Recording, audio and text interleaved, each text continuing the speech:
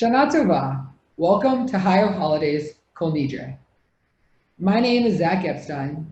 I'm a senior at the University of Texas at Austin and come to you tonight near the UT campus. Shana Tova. My name is CJ Wexler. I am an undergraduate student at University of San Francisco, and I come to you tonight from Los Angeles. We are the co-chairs of the Hillel International Student Cabinet and have the honor of welcoming you tonight. None of us expected to be where we are today, whether in dorms, apartments, or childhood bedrooms, with family, with friends, or physically alone. Many of us are living lives we could never have imagined, taking our temperatures daily and going from COVID test to COVID test. Regardless of your circumstances, this is your invitation to be here with us in this space right now. To help us make the most of this moment, to think about who we are and who we want to be. And to help with that, we gathered artists, performers, authors, actors, theologians, musicians, and activists to make this a powerful and fulfilling 25 hours. Yom Kippur is Judaism's big night. The moment we reflect on our commitments made in the last 12 months and annul them, literally erase our vows. We've all grown so much this year, and inevitably along the way, we've made mistakes, we've made false promises, we've misjudged, and looking at our news feeds, we know mistakes are not ours alone. Judaism believes in second chances, in annual renewal. We start tonight. During the next day together, we think about the commitments made to our friends, our family, and even ourselves. For some, this is intense prayer. For others, robust conversation. And still for others, a more quiet reflection. Ultimately, this is our time and space to forgive and to emerge renewed. As our theme suggests, this is how we rise to create the world that we want to see. This Kol Nidre and the world we're in isn't as we've experienced it before. And because of that, this year of reflection and atonement feels more powerful, more needing of our time and attention. So tonight, as we delve into the meaning of Kol Nidre itself, we have an opportunity to think about our words and deeds through art and prayer, song and introspection. University of Maryland Hillel's a cappella group, Rock Shalom, will sing alongside Adam Cantor and Sharon Saig from the band's Visit, and Broadway luminary Danny Burstein, bringing us the haunting melodies of Kol Nidre in ways new and ways familiar. Rabbi Nikki de Blasi and Maya Elise Abramson will bring us to this opportunity to connect with the words of prayer that have bound our people for generations. Rabbi Jessica Kirshner, Executive Director of Hillel at Stanford, will close out our time together tonight with some powerful words meant for this moment. Tonight is the next step of this journey we'll be on together at Higher Holidays and together throughout the world as a people committed to never accepting the status quo, but always seeking to improve, especially over the next 25 hours. We wish you a healthy, safe, easy, and meaningful fast in year to come. Gemar Chatima Tova. May you and we all be sealed in the book of life.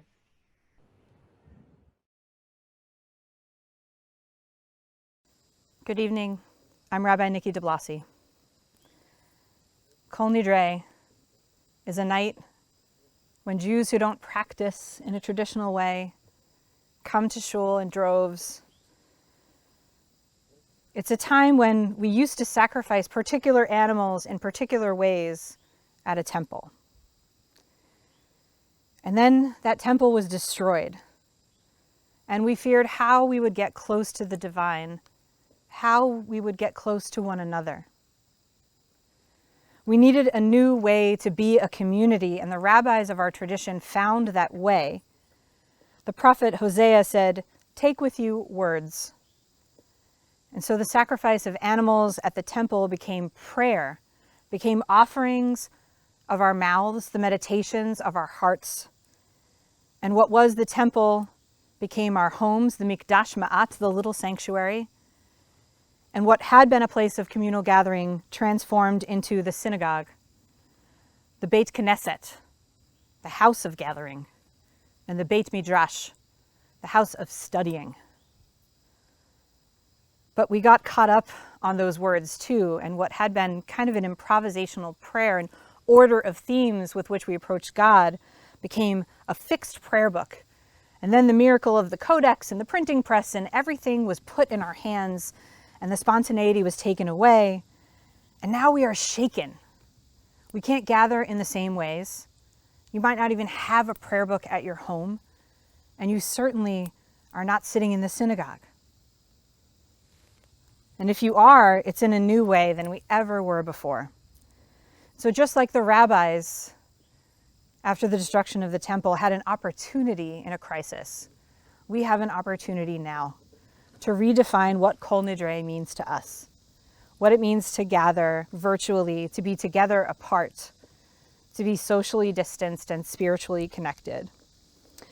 And I'm reminded of a story. This is a Hasidic story, a story of the Baal Shem Tov. So the Baal Shem Tov is this big rabbi, and he prays with his heart and his soul, and he has all these followers. And the followers don't know as much as the Baal Shem Tov does, and so they want to get it right. And they're in synagogue, and they're behaving properly, and they are wearing white, and it is Yom Kippur, and they have not carried anything to the temple. They're following the letter of the halakha, the Jewish law, and they have not carried with them any instruments, and they are praying the words. And a shepherd walks in. And the shepherd brings their child with them. And this child doesn't understand Hebrew at all. This child can't read the words in the prayer book anyway. And this child has the habit, when they're in the field watching the sheep, of playing this little flute that they had whittled themselves. And so they're all in the synagogue. And nobody else but the Baal Shem Tov notices that something is wrong. People aren't connecting to the words of the prayer, and the gates of heaven that are just beginning to open on Kol Nidre, they're not opening wide enough. And throughout the holiday, the Baal Shem Tov knows that the words aren't getting through the gates of heaven. And all of a sudden, this child understands that the gates are beginning to close, and it is Ne'ilah. So imagine tomorrow night. Those gates are about to lock, and people are pleading and praying, and this child who understands no Hebrew understands the feelings, and so he takes his flute out of his pocket and he starts to play. And nobody knows what to do, but they're thinking, Asur, it's forbidden to play this flute on Yom Kippur in the synagogue of the Baal Shem Tov, but the Baal Shem Tov keeps praying. So the people keep praying too. And the child cries out through the flute, and the prayers end, and the shofar is sounded, and the gates close. The service is over, and people can finally break their fast. And someone walks up to the Baal Shem Tov and says, "Oh, my rabbi, what are we supposed to do? That child was playing the flute." And the rabbi said, "Oh, my child, didn't you know? Our prayers weren't reaching through to heaven at all. And it was only the sound of that child's flute that allowed all of our words to go up to heaven past those gates." That's what we're asking you to do tonight. I'm asking you to bring your flute, to take it out of your pocket. I'm asking you to sing and to cry and to feel, because it matters that you are here. And it matters that your words, that your voice, that your cry carries all our prayers through the gates of heaven.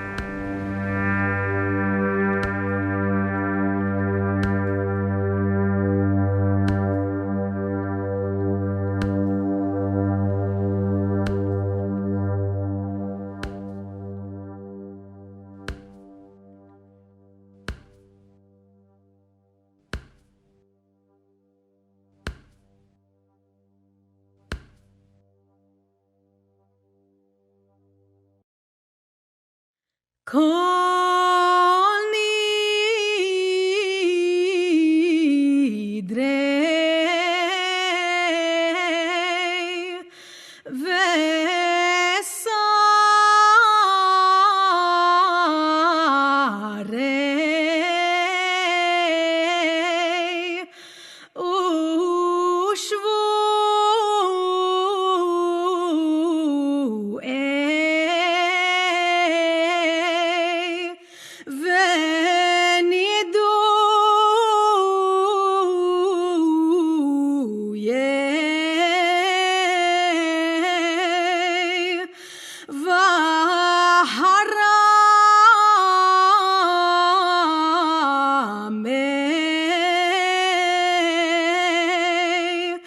Vekuna me vekuna he vekuna se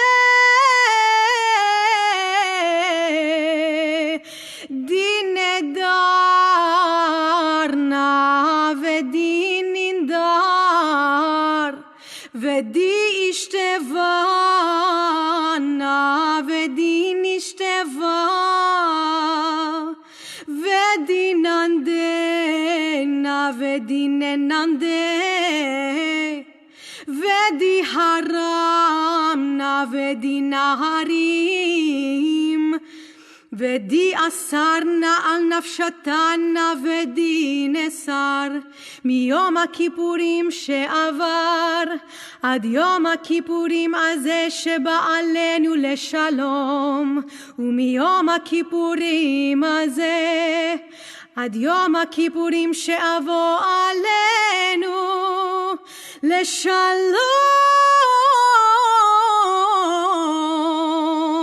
נדרנה עלה נדרה ושבוענה עלה שבועה ונידוינה עלה נידויה והרמנה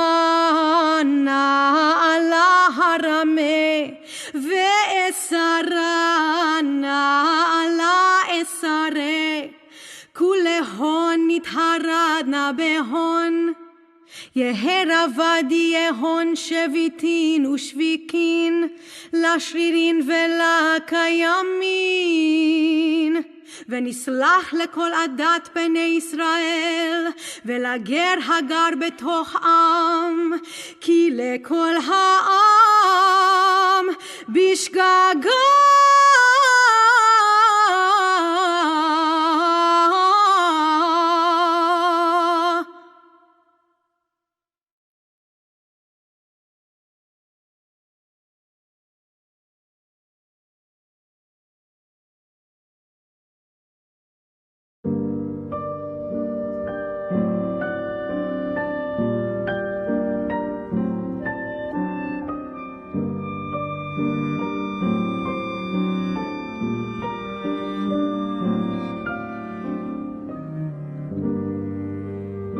All vows, resolves, and commitments, vows of abstinence and terms of obligation, sworn promises and oaths of dedication that we promise and swear to God and take upon ourselves from this Day of Atonement until next Day of Atonement, may it find us well.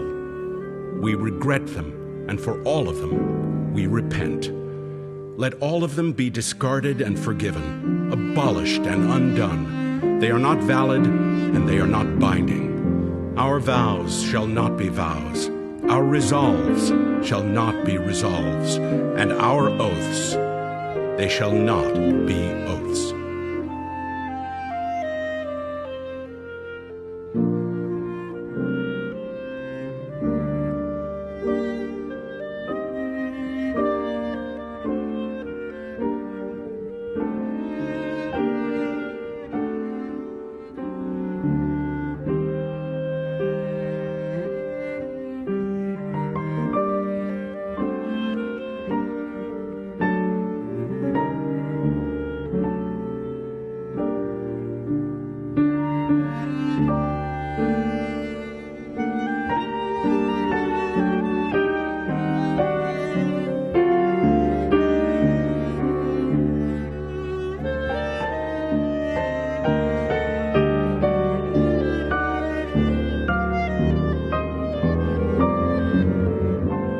Let our speech be pure and our promises sincere. Let our spoken words, every vow and every oath, be honest and well-intentioned. Let our words cause no pain, bring no harm, and never lead to shame, distrust, or fear.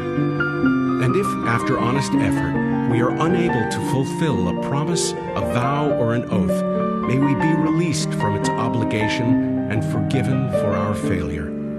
Let our speech be pure and our promises sincere.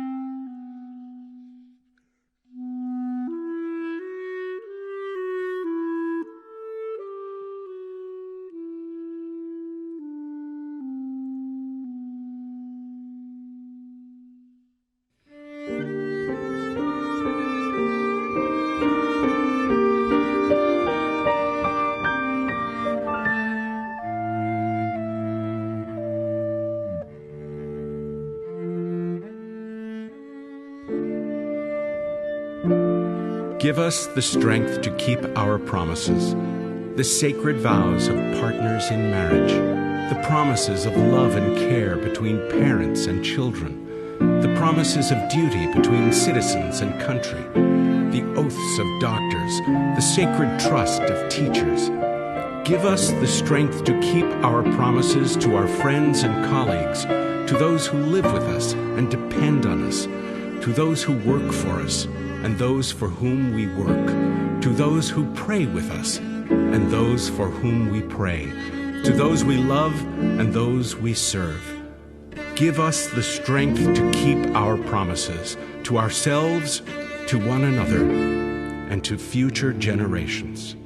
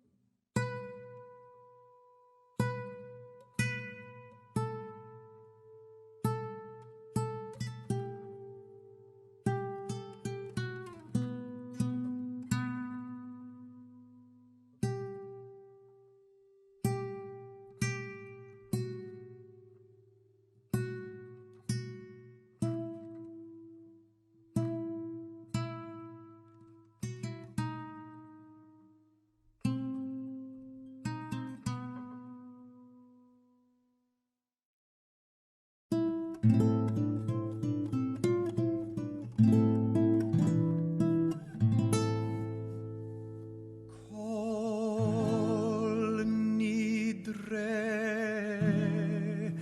Vesare Vacharame Vekoname Vechinuye Vekinuse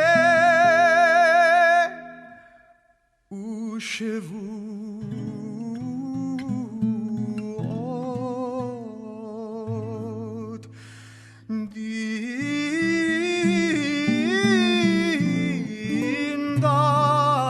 Dindarna Udeishtevana Udeaharina Udei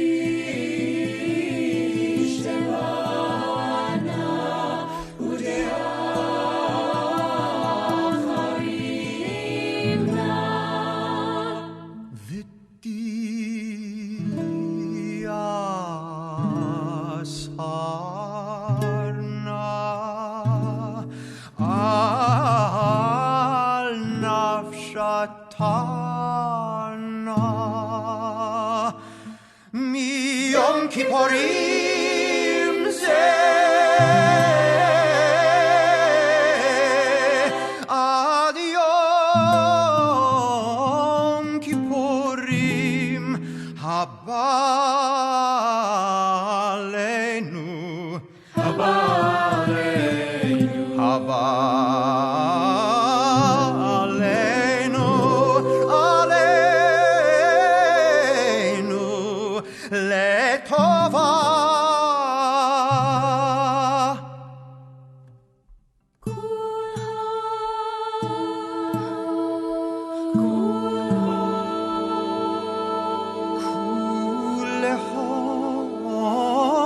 כולהון איחרת נא והון כולהון יהון שרן שוויקין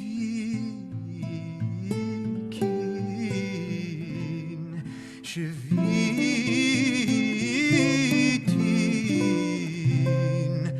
בטלין ומבוטלין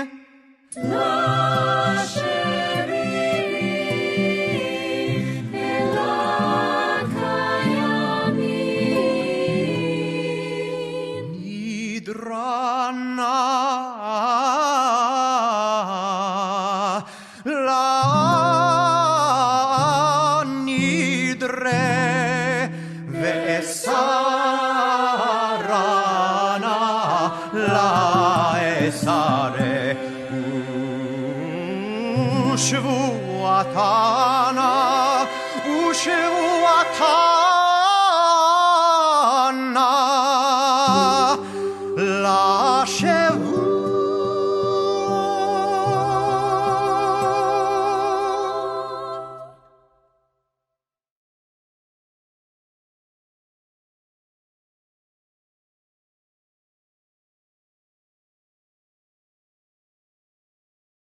I've been asked to speak about hope, which I will be honest feels especially challenging given the state of the world that we're in. I live in California, which is a place that I love, but since COVID-19 began, my team and I haven't been able to work from our Hillel since March. I have two little kids at home. They're 4 and 2, and if I say so myself, they're pretty adorable, and yet we are tired of all being in the house together all the time. And for the last several weeks, they haven't been able to go outside because of smoke from wildfires. My beloved Stanford students, like so many of you throughout the world, aren't able to come back to our campus, and we are all struggling with disappointment, anger, and fear. We each have unique stories of this time, and yet there are threads of them that are the same, mostly that we are all struggling. 2020 has been a true Pandora's box with every plague, disease, disruption, racial injustice, civic unrest, the collapse of public leadership, lost jobs, lost relationships, lost time, fear, flood, fire, famine. According to the myth, the last creature left in Pandora's box is hope, who isn't terribly helpful. The message to the ancient Greeks was that suffering was a permanent condition, a part of life, the very nature of human life, and our lives collapsed or prospered on the whims of fickle gods. And yet this is fundamentally not a Jewish way to be oriented to the world. Avoidance, numbing, resignation, despair, tempting as they are not worthy of the Pintele Yid, this shining soul that God has placed in each of us. The Jewish orientation to the world is fundamentally one of hope, deeply pragmatic, cut through with gallows humor, and sometimes with a suitcase always packed in a corner, and yet fundamentally, ultimately, hopeful. Judaism doesn't negate the reality of suffering. Given our history, this would be an absurd position. But we aren't consigned to it either. The night is full of tears, the psalmist says, and we will face many long, dark nights. But joy comes in the morning. We are the people who say they came to kill us, we survived, let's eat. Though maybe not for the next 24 hours. A century ago, the religious Zionist leader Rav Kook said, "If you find yourself in a dark place, don't waste your time cursing the darkness. Light a candle. That is the Jewish way." In our tradition, hope is not a thing with feathers. It is literally our national anthem. And the embodiment of our hope is Elijah, Eliyahu Hanavi, prophet, shapeshifter, bestower of gifts. One day, Elijah will be the one who will stand at the Golden Gate and blow the shofar to announce the coming of the Messiah and the healing and the perfection of the world. It is our ongoing faith in this idea, our hope for this moment of possibility and transformation, that is the reason that we make space for him at every bris and every baby naming, every Passover Seder. Elijah is the symbol of our ongoing hope for redemption, our conviction that the seeds of this can be found at every birth and every time we retell the story of the darkness of slavery and the light of liberation. So you might ask, where the hell is he? I find myself asking this more regularly than I'm comfortable with lately. And then I try to think, where might Elijah be? If I were really to look for Elijah in our world, where would I find him? And my first sort of snarky response is, he's probably sheltering in place like the rest of us. But if I push through that feeling of cynicism, that moment of frustration, then I think, where would I find Elijah? And I would find him at the shoulder of a scientist who is working on a vaccine. I would find him coaching a teacher who is nervous about presenting to her class on Zoom and the challenge of engaging her students. I would find him as a first responder or in a hospital. I would find him out on the streets demanding justice, and I would find him registering someone to vote. These are the places where I find hope, where there is light in my world, and it is my job to spread that light, and it is your job to find the things that create light for you and help expand that light for all of us. This is how we will get through this together. This isn't the first time the Jewish people have experienced suffering, and this is not the worst that we have had it. We want to take some small, strange consolation from that. When the ghetto was first imposed on the Jews of Venice in 1516, it was an incredible shock. This was the most cosmopolitan city in the world, and its incredibly diverse community was suddenly crammed into a small area, and the doors were locked at night. In such a setting, there was every reason for hopelessness. But Rabbi Stephen Kushner teaches an amazing lesson literally from the stones of the ghetto. He points out that inscribed above the doorway of the Canton Schola, the smallest of the 4 synagogues in the ghetto, is this phrase, Nitchadesh shel sheyesh. Let us renew with what there is. This isn't a well-known Jewish teaching. You won't find it in the Talmud or the Torah. This is a message that the people who built that synagogue wrote for themselves.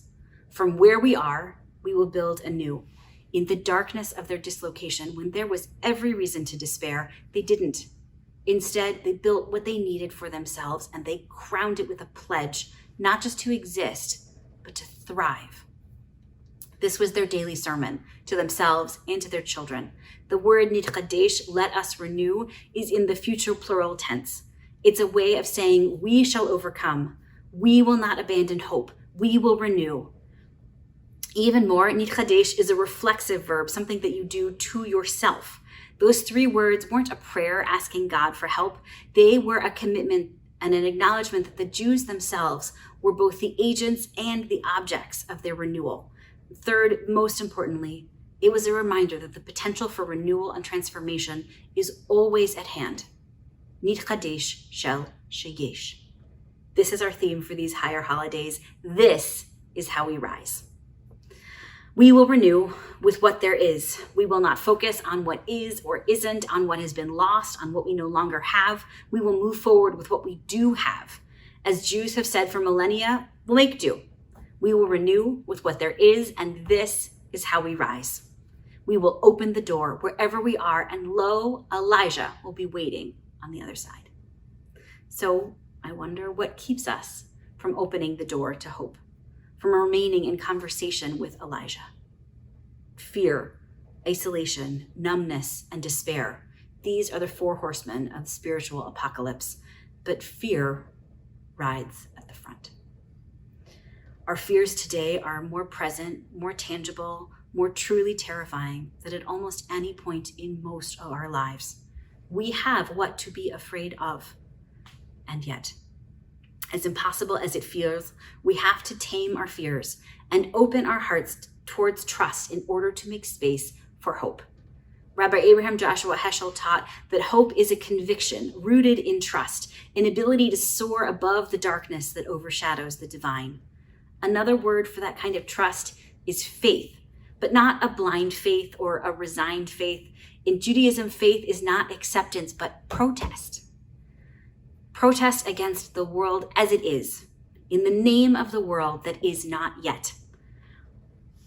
A striving for what ought to be. Protest against the very belief that we are powerless to make change. This kind of faith is our bulwark against fear. When we live this faith, whether it's working in a food pantry or protesting peacefully with fellow citizens or sending postcards or making sure people are able to vote, when we take actions that embody our hope, we make room for Elijah and we start to feel better. A friend once told me the story of her grandmother, a Hungarian Jewish woman who survived Auschwitz. She was pregnant when she arrived at the camp, but her pregnancy wasn't spotted. She managed to conceal it until one night in a barrack with 1,000 other women, she went into labor. The midwife from her home community helped her with the delivery, which to everyone's surprise, yielded an infant who was born alive. The mother and the midwife and everyone there knew that that baby could not survive, that it would mean death to everyone else in that space. And as the midwife took the baby away, she told my friend's grandmother, "This baby cannot survive, but you will survive. You will live to have more children. This is the very darkest place, but it is not the end, and you must have hope."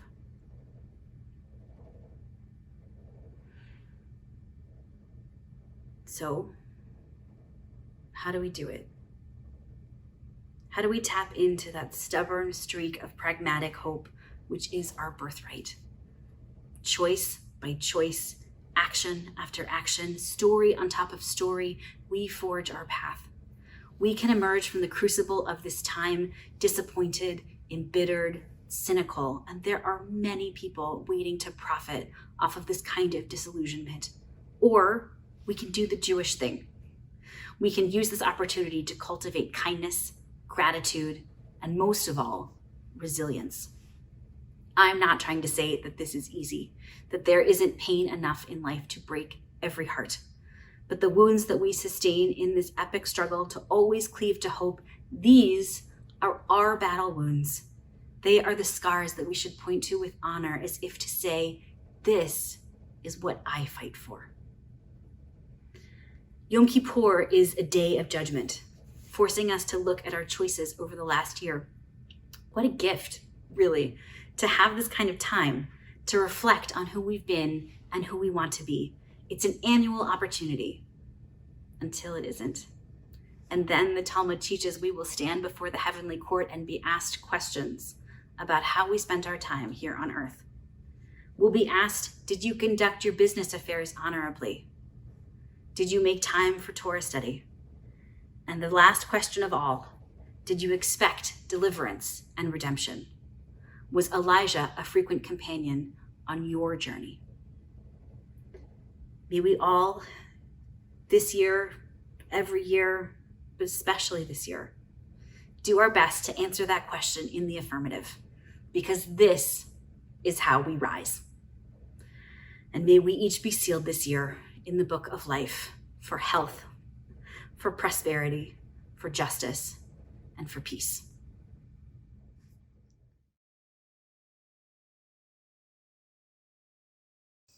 We call one another to attention as a community with the Baruch. Yai lai, ya la lai lai lai lai, ya la lai lai lai lai, ya la lai lai lai. Baruch hu et Adonai hamevorach leolam vaed. Baruch Adonai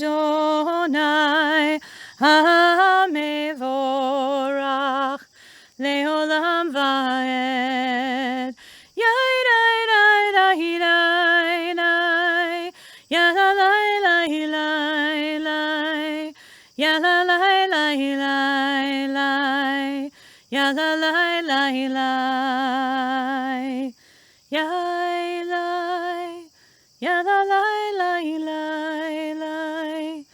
ya la la la la, ya la la la la, ya la.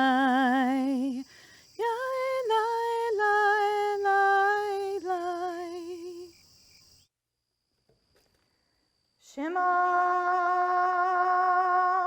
Yisrael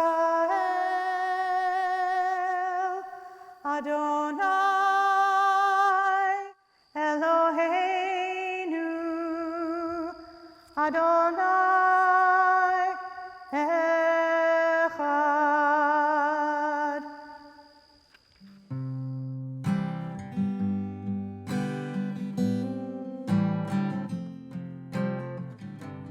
Hashkivenu Adonai Eloheinu Lishalom Vehamidenu Shomreinu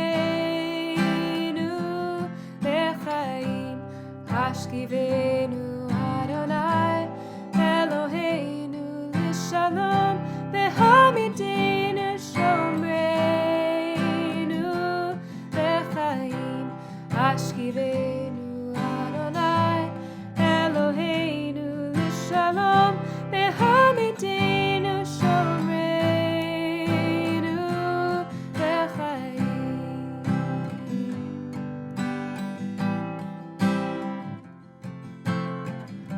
Sometimes I lay under the moon, thank God I'm breathing, and then I pray, don't take me soon, 'cause I'm here for a reason. Sometimes in my tears I drown, but I never let it get me down, 'cause when negativity surrounds, I know someday it'll all turn around. 'Cause all my life I've been waiting for, I've been praying for the people to say that we don't have to fight no more.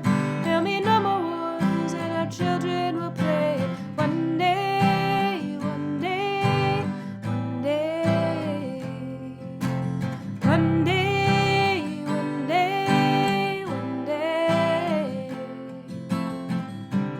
Hashkivenu Adonai Eloheinu Lishalom Vehamidenu Shomreinu Lechaim. Hashkivenu Adonai Eloheinu Lishalom Vehamidenu Shomreinu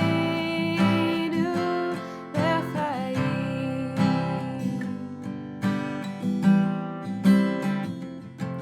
Yeah, sometimes in my tears I drown, but I never let it get me down. 'Cause when negativity surrounds, I know someday it'll all turn around. 'Cause all my life I've been waiting for, I've been praying for the people to say that we don't want to fight no more. There'll be no more wars, and our children will play. One day, one day, one day, one day, one day, one day. Hashkivenu Adonai Eloheinu Lishalom Vehamidenu Shomreinu Lechaim. Hashkivenu Adonai Eloheinu Lishalom Vehamidenu Shomreinu Lechaim. We turn now to the Amidah, the standing prayer. It might not literally mean for you standing up. The Amidah is about what and whom you stand up for. We're going to pray this with the traditional words. We're going to pray this in poetry and with some silent reflection.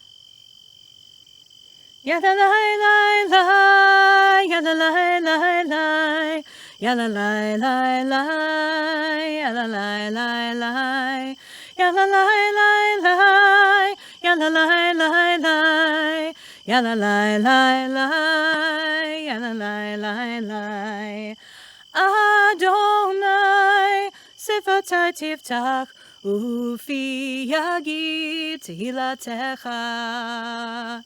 Adonai, open up my lips, that my mouth may declare your praise.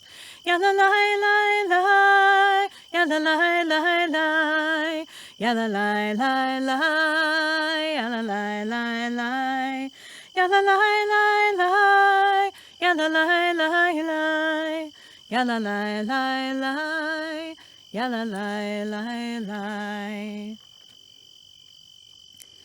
Baruch atah Adonai Eloheinu v'Elohei Avotenu v'Imotenu Elohei Avraham Elohei Yitzchak v'Elohei Yaakov Elohei Sarah Elohei Rivka Elohei Rachel v'Elohei Leah Ha'el Hagadol Hagibor v'Hanora El Elyon Gomer Chasadim Tovim V'Konei Hakol V'Zocher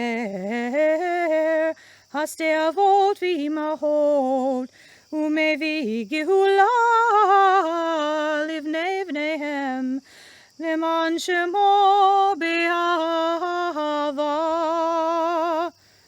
Zochreinu Lechaim Melech Hafetz B'Chaim V'chod Ve'enu B'Sefer HaChaim Lemancha Elohim Chaim Melech Ozer U'Moshiach U'Magen Baruch atah Adonai Magen Avraham Ve'ezrat Sarah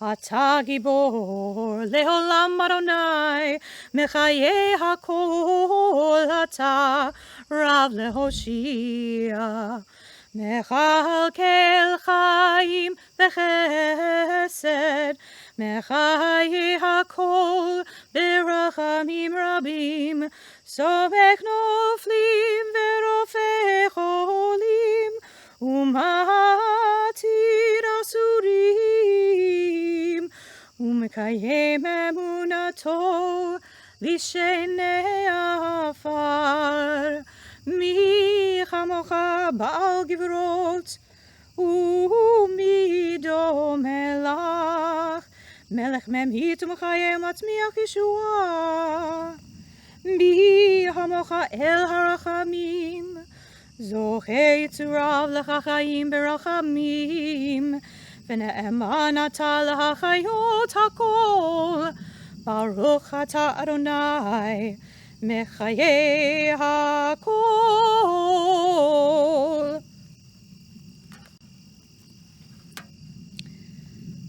A poem by William Stafford, The Way It Is. There's a thread you follow. It goes among things that change. But it doesn't change. People wonder about what you are pursuing. You have to explain about the thread. But it is hard for others to see. While you hold it, you can't get lost. Tragedies happen. People get hurt or die. And you suffer and get old. Nothing you can do can stop time's unfolding. You don't ever let go of the thread. Think for yourself tonight, what is your thread? What do you rely on when things get challenging, when things seem impossible? What is it that pulls you back to yourself? Yehu liratzon imrefi vehegyon libi lifanecha Adonai צורי וגואלי, Adonai Tzuri v'goali. May the words of my mouth and the meditations of my heart be acceptable to you, Adonai,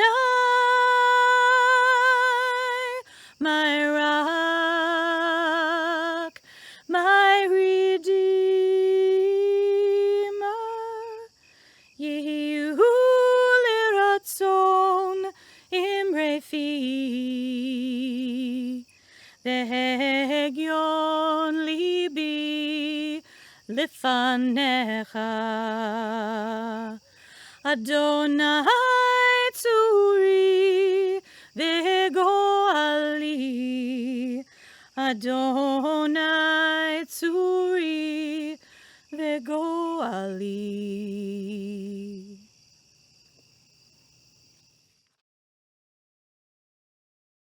Ay, ay, ay,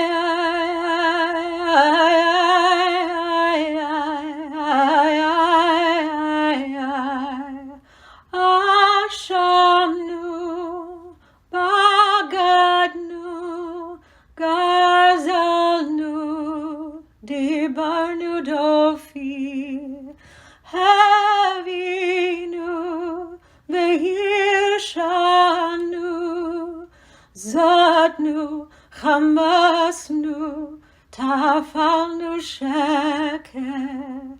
Ay, ay, ay,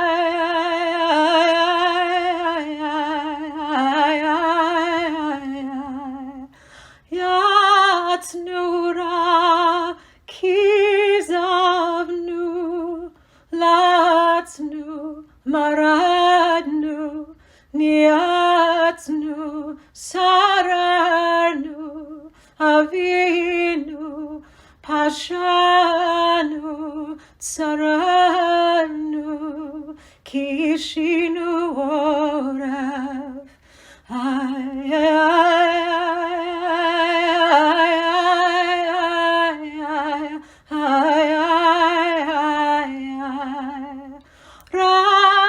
Rashanu, Shichatnu, Tiavnu, Tahinu, Titanu.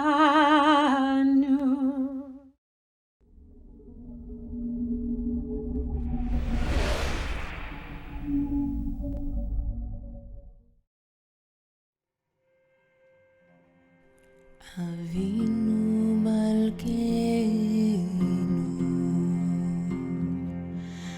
Avinu Malkeinu, Avinu Malkeinu, Chanenu ve'aneinu, ki ein banu ma'asim. Avinu Malkeinu,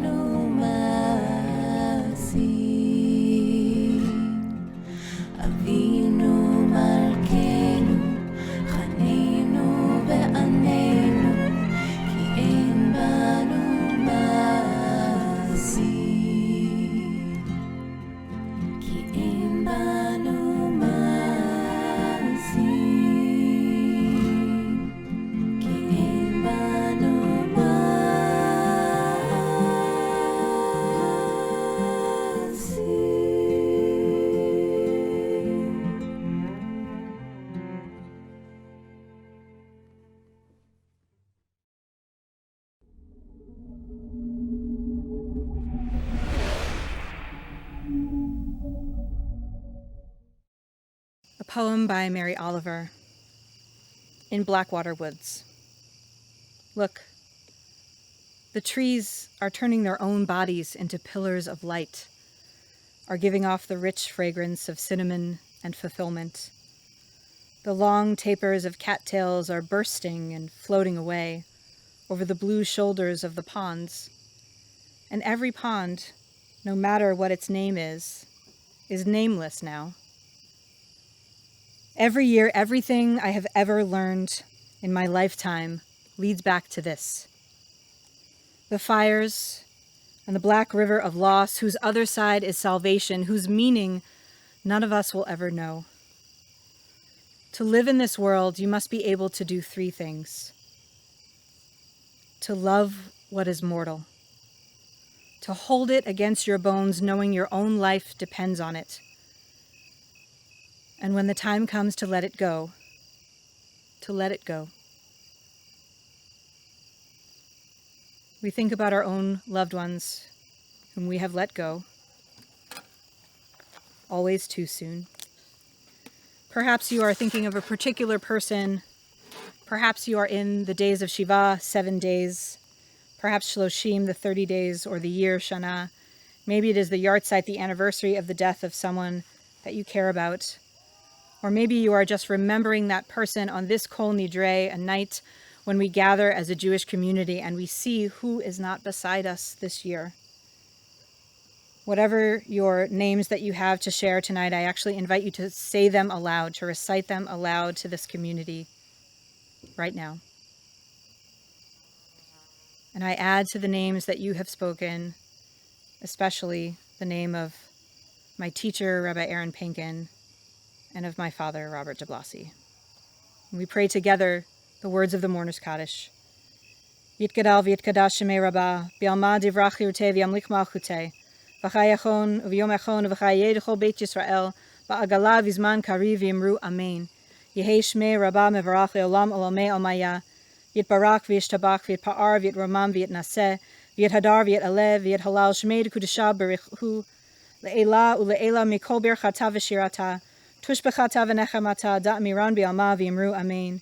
Yehei shlama rabba min shemaya v'chayim aleinu v'yal kol Yisrael v'yimru amen. Oseh shalom b'mromav, hu ya'aseh shalom, aleinu v'yal kol Yisrael v'yal kol yoshvei tevel, v'yimru amen. May the source of peace bestow peace upon all who mourn, and may we be a source of comfort to all who are bereaved among us.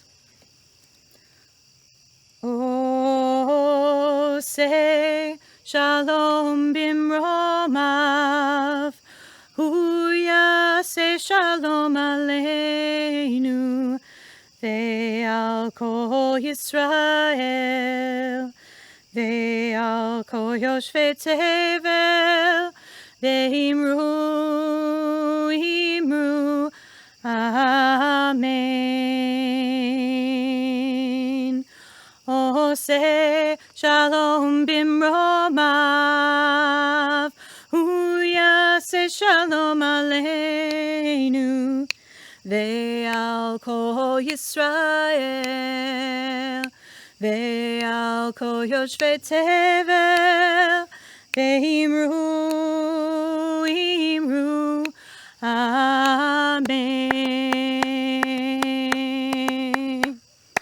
Yai dai dai dai dai dai yai dai dai dai dai ya dai dai na na dai dai dai ya dai la la dai dai dai yai dai dai dai dai dai yai dai dai dai dai ya dai dai na na dai dai dai ya dai dai na na dai dai dai. Oh, say shalom bimromav, uyaseh shalom aleinu, ve'al kol Yisrael, ve'al kol yoshvei tevel, ve'imru, imru,